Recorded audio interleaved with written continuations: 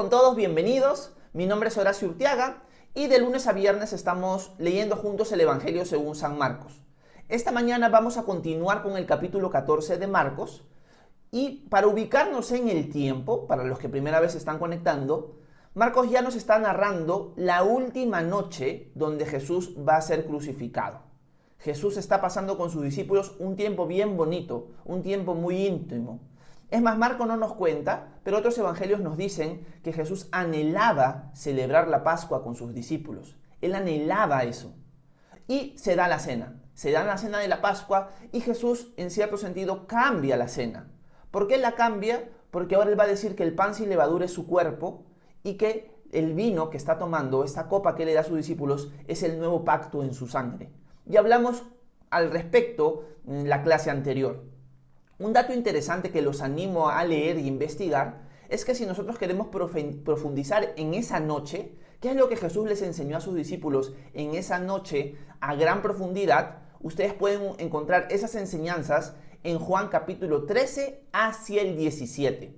Si nosotros leemos Juan 13, 14, 15, 16 y 17, vamos a encontrar lo que se conoce como el Sermón del Aposento Alto.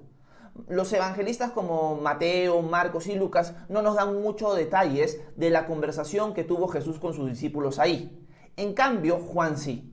Juan nos va a contar todo lo que Jesús habló con sus discípulos esa noche en ese famoso sermón del aposento alto. Así que los animo a leer los capítulos 13, 14, 15, 16 y 17 de Juan. Bueno, dicho esto, el contexto en el que nos encontramos es que Jesús ha celebrado la Pascua con sus discípulos. Ya terminó de celebrar la Pascua, ya estableció lo que se conoce como la Cena del Señor y ahora van a irse rumbo hacia el jardín de Getsemaní. Vamos a ver qué es lo que Marcos nos sigue narrando de esta noche final, donde Jesús va a ser apresado y luego para ser crucificado. Entremos a Marcos capítulo 14 y veamos el versículo 26 en adelante. Dice lo siguiente Marcos: luego de cantar el himno, fueron al monte de los olivos. Allí Jesús les dijo: todos ustedes se escandalizarán de mí. Está escrito: heriré al pastor y las ovejas serán dispersadas. Pero después de que yo haya resucitado, iré delante de ustedes a Galilea. Entonces Pedro le dijo: aunque todos se escandalicen, yo no lo haré. Jesús le dijo: de cierto te digo que esta misma noche, antes de que cante el gallo 2 veces, tú me habrás negado 3 veces. Pero Pedro insistía: aun si tuviera que morir contigo, no te negaré. Y todos decían lo mismo. Lo primero que vemos en este pasaje que me encanta es que nos cuenta Marcos que finalizando la Pascua, finalizando la cena con sus discípulos, Jesús y sus discípulos cantan un himno. ¿Qué era lo que cantaba un judío de la época luego de celebrar la Pascua? Generalmente cantaban lo que se conocen como los salmos Jalel. ¿Qué son los salmos Jalel? Son los salmos que abarcan desde el Salmo 116 hasta el Salmo 118. Una lectura que les recomiendo leer es esos salmos para que ustedes entiendan qué es lo que Jesús y sus discípulos cantaron esa noche. Una cosa importante por la cual podemos meditar esta mañana cuando leemos este texto es que la alabanza a Dios es algo muy importante en nuestra vida devocional. Nosotros deberíamos ser personas que tomamos un tiempo para alabar a Dios, en nuestras iglesias locales como en nuestro tiempo privado con el Señor. La alabanza a Dios es parte de la adoración que la nación de Israel históricamente celebró o practicó. De la misma manera, Jesús, como un buen judío, ¿qué hacía? Alababa al Señor, alababa al Padre. De la misma manera, nosotros siendo o buscando ser imitadores de Jesús, deberíamos tener la práctica, la costumbre de nuestras iglesias locales y de nuestro tiempo privado alabar al Señor. ¿Por qué digo esto? Porque es común, tristemente hoy en día, que la mayoría de personas, no voy a generalizar y no voy a decir la mayoría, pero que muchas personas que han decidido seguir a Cristo desprecian el tiempo de adoración, esto es con alabanzas, en su iglesia local y llegan después del tiempo de alabanza. Ven como el tiempo de alabanza, ven como el tiempo de adoración, como una transición para que la gente vaya llegando.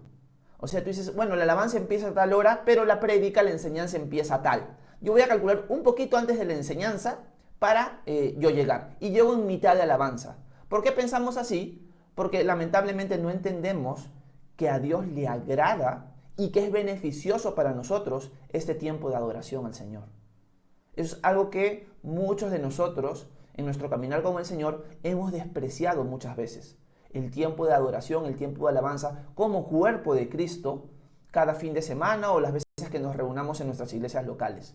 Y además, lo bonito que es separar un tiempo para alabar al Señor valga la redundancia, con alabanzas en nuestro tiempo privado, en nuestro hogar. Yo creo que es algo saludable y que nosotros deberíamos practicar y sobre todo no despreciar, no poner como en un segundo plano el tiempo de adoración como iglesia local. Yo creo que es algo que he visto muchas veces que las personas tienen como esa idea de que el tiempo de alabanza es como un tiempo de transición para que la gente vaya llegando y no es así. Deberíamos ya estar mucho antes para pasar todos juntos un tiempo de adoración como iglesia, como cuerpo de Cristo. Jesús, sus discípulos, pasaron un tiempo alabando al Padre al finalizar la cena de la Pascua. Y por eso el texto nos dice, luego de cantar el himno, fue al Monte de los Olivos. Cuando dice que cantó el himno, era que estaban cantando los salmos 116 al salmo 118, que se conocen como los salmos Jalel. Una cosa importante que también puedo aclarar, que ahorita me viene a la mente, es que hay personas que, como la Biblia dice que Jesús cantó himnos, o que en el tiempo de Israel se cantaba cierto tipo de alabanzas, nosotros deberíamos practicar ese mismo ritmo, esos mismos himnos hoy en día. En otras palabras, la música contemporánea cristiana no es una música que agrade a Dios, sino solamente la música que nosotros vemos expresada en la Escritura. Esa idea es una idea equivocada, porque el dueño de la música es Dios. El problema muchas veces es el contenido de esa música, es el contenido de esas canciones. Pero el Señor está alegre, feliz, de que nosotros le compongamos alabanzas a Él con distintos ritmos musicales. No hay una regla para eso. El Señor lo que ve es nuestro corazón. Y el Señor desea que sea con un ritmo más moderno o un ritmo más lento, podamos alabarlo a Él. Eso es algo muy importante. No hagamos de eso una regla, no hagamos de eso una ley. No caigamos en el legalismo de que cierta música le agrada a Dios o cierto ritmo le agrada a Dios y cierto ritmo no. El Señor al final lo que está buscando es que nosotros lo adoremos en espíritu y en verdad. Sea con un ritmo más pop o sea con un ritmo del estilo un himno. Ni el himno está mal, ni la música contemporánea, media balada, media rock, media pop, tampoco está mal. Al final lo que Dios está viendo es que sea una o sea la otra, tú lo alabes de todo corazón. Porque al final la práctica externa, si no va acompañada de un deseo de servir a Dios y de alabarlo a Él, no vale de nada. Y es algo muy importante. Por lo tanto, Jesús sale con sus discípulos, se va hacia el Monte de los Olivos y mientras se va hacia el Monte de los Olivos, Jesús les dice algo muy interesante a sus discípulos. Vamos a volver a ponerlo en pantalla. Jesús les dice en el versículo 27, todos ustedes se escandalizarán de mí. Está escrito, heriré al pastor y las ovejas serán dispersadas. Pero después de que yo haya resucitado, iré delante de ustedes a Galilea. Hago una pausa solamente para decir lo siguiente. Y hemos hablado muchas veces de que los discípulos no entienden de que Jesús va a morir y va a resucitar. Les entra por aquí, les sale por allá. Realmente los discípulos no llegan a comprender a qué se refiere Jesús con eso de resucitar. Porque ellos en su mente entienden que Jesús está en Jerusalén para empezar su reinado mesiánico, para reinar. Ellos no lo ven como alguien que va a morir, sino alguien como que ya va a establecer su reino. Por eso es que en capítulos anteriores estaban peleando quién de ellos iba a ser el mayor. Y ahora Jesús les está diciendo, miren, se va a cumplir lo que está escrito en los profetas. ¿Qué está escrito en los profetas? Herirá al pastor y las ovejas serán dispersadas. En buena cuenta ustedes van a salir corriendo, llenos de miedo, cuando vengan y me ataquen. Cuando vengan y me busquen apresar, ustedes se van a escandalizar de mí y se va a cumplir la escritura. Heriré al pastor y las ovejas serán dispersadas. Pero, dice Jesús, cuando yo resucite, voy a ir delante de ustedes a Galilea. Me encanta porque Jesús está mostrando a sus discípulos, muchachos, todo lo que va a pasar a continuación, porque es una noche muy trágica. Si nosotros nos ponemos en la mente, en los sentimientos de los apóstoles y hasta de Jesús, la noche que estamos narrando, la noche que estamos leyendo, es una noche muy trágica. Es una noche de mucho estrés, de mucho dolor, de mucha angustia. Pero Jesús le está diciendo a sus discípulos, muchachos, se viene una noche terrible para nosotros. Pero quiero que entiendan algo, yo estoy en control. Yo ya les estoy contando hasta lo que va a pasar después. Sí, ustedes se van a escandalizar de mí, pero tranquilos, cuando yo resucite, los voy a esperar en Galilea. En buena cuenta, yo estoy en control de la situación. Todo lo que va a pasar no es algo que me sorprenda a mí. Yo ya sé que eso va a pasar. Y ustedes tienen que entender que cuando yo resucite de entre los muertos, yo los voy a esperar en Galilea. Ustedes van a ser unos cobardes y van a huir. Me van a abandonar en el momento que más lo necesito, por así decirlo. Ustedes van a huir. Ustedes me van a abandonar. Pero cuando yo resucite, voy a esperarlos ahí. ¿Qué lección aprendemos aquí? Que el Señor está en control. Hay veces que nosotros pasamos situaciones tan difíciles, tan estresantes, tan angustiosas, que pensamos como que Dios se ha olvidado de nosotros. O pensamos o entendemos que el Señor no está en control. ¿Qué ha pasado con mi Dios? ¿Realmente existe mi Dios o no? No entiendo por qué está permitiendo esta cosa difícil. Bueno, cuando leamos todo lo que va a pasar Jesús, alguien podría preguntarse cómo es posible que Jesús, siendo Dios hecho hombre, pase por todo esto. Pero Dios tiene un plan. Y todo es para bien. Por lo tanto, cuando nosotros estamos en medio de la tormenta, en medio de la angustia, en medio de esa noche terrible en nuestras vidas, tenemos que entender, el Señor ya sabe, el Señor ya sabía que nosotros íbamos a pasar por eso. Y Él está ahí. Lo que Él quiere es que confiemos en Él. Lo que quiere Él es que nosotros entendamos que Él está en control. Si busquemos su rostro, si clamemos a Él, descarguemos sobre Él nuestras angustias, porque Él tiene cuidado de nosotros. Pero tenemos que tener bien claro eso. No hay ninguna situación que esté fuera del control de Dios en tu vida. El Señor está en control. Tú calma, ten calma. Mira lo que Él está pasando y mira lo que Él está diciendo a los discípulos. Muchachos, ustedes van a huir como cobardes.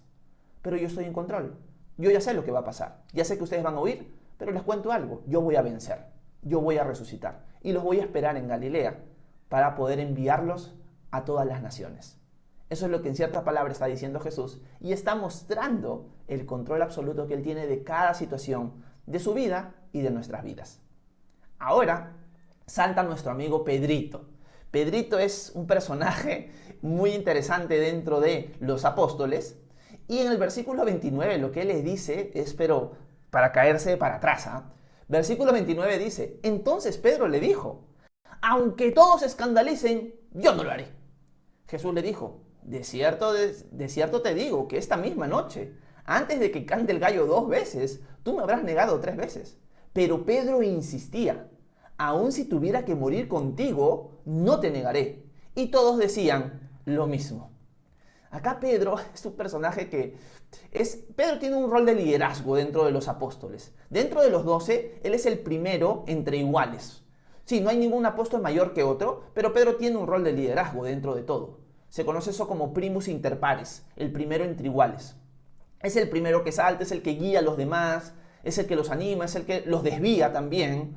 Pedro tiene ese rol dentro de los discípulos. Y cuando Jesús les está diciendo eso, obviamente tú ya has caminado con Jesús 3 años y medio. O sea, tú deberías saber que cuando Jesús te dice algo es porque es así. Pero Pedro, en buena cuenta, está corrigiendo a Jesús, nuevamente. ¿Se acuerdan cuando Pedro le dijo a Jesús, por favor, Señor, que eso no te acontezca? Y Jesús le dice, largo de aquí, Satanás.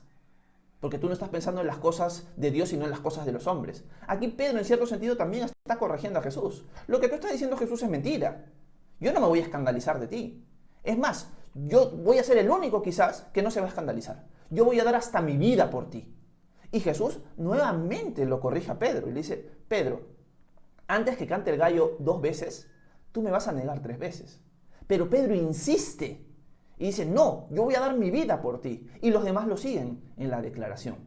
Acá vemos nuevamente otra cosa importante para meditar, el orgullo en nuestra vida.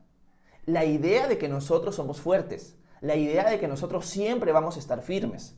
Cuando tenemos ese pensamiento, significa que vamos a caer pronto. Así se los digo. Cuando tú piensas que tú siempre vas a estar firme, cuando tú piensas que tú eres fuerte, ese es como el preludio, ese es como la antesala a tu caída. Y eso es lo que le sucede a Pedro. Porque los que nosotros sabemos la historia, y Jesús lo está diciendo acá por adelantado, Pedro, este Pedro que dice que él nunca lo va a negar, que va a morir por Cristo, lo va a terminar negando y lo va a terminar negando ante empleadas. O sea, ni siquiera es que los soldados vienen a atacarlo, vienen sacando espadas y lo amenazan, no. Son simplemente una empleada por aquí, unas personas por acá que simplemente le preguntan y Pedro lo va a negar. O sea, ni siquiera es una situación de vida o muerte para él. Y aún así él se va a acobardar y va a negar a Jesús. ¿Por qué? Por lo que vemos en el corazón de Pedro en este momento. Él piensa que él es fuerte.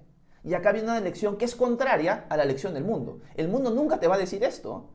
La cultura de hoy, las enseñanzas de hoy, los maestros de hoy, fuera del cristianismo, aunque lamentablemente también hay algunos dentro del cristianismo, nunca te van a decir que tú eres débil. Te van a decir que tú eres fuerte, que tú pienses en positivo y cosas similares. Te van a buscar exaltar tu ego. No, tú puedes. Si tú te enfocas en algo, tú lo puedes lograr. Bueno, en las cosas del Señor es al revés. Cuando nosotros entendemos que somos débiles, es cuando recién somos fuertes.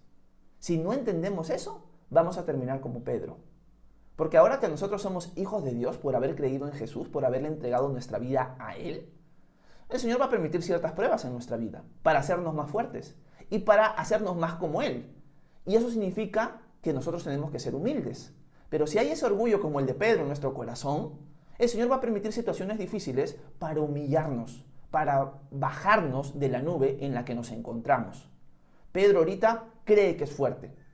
Y Pablo lo entiende muy bien. Y en 1 Corintios, si no me equivoco, es en el capítulo 10, versículo 12, va a decirle a la iglesia de Corintio, el que piense estar firme, mire que no caiga. Porque en el momento que tú piensas que eres fuerte, en ese momento viene tu caída. En ese momento viene el tropiezo. Lo que Pedro debió haber dicho es, maestro, ¿eso me va a pasar? ¿Qué puedo hacer? Ayúdame. Y Jesús le va a decir en los versículos siguientes, vela y ora para que no caigas en tentación. Porque si nosotros reconocemos nuestra debilidad, adivinen a quién nos vamos a aferrar cuando entendemos claramente eso. A Jesús. Le dice, Señor, yo no soy fuerte.